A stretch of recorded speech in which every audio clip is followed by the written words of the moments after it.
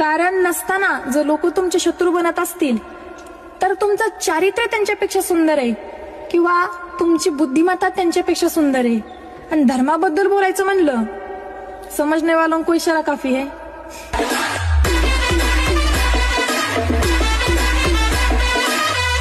कारण नसताना जर लोक तुमचे शत्रू बनत असतील तर तुमचं चारित्र्य त्यांच्यापेक्षा सुंदर आहे किंवा तुमची बुद्धिमत्ता त्यांच्यापेक्षा सुंदर आहे. आणि धर्माबद्दल बोलायचं म्हणलं, समझने वालों को इशारा काफी है.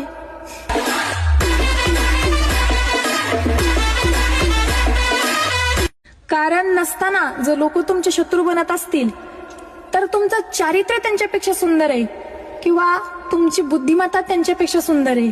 आणि धर्माबद्दल बोलायचं म्हणलं, समझने वालों को इशारा काफी है.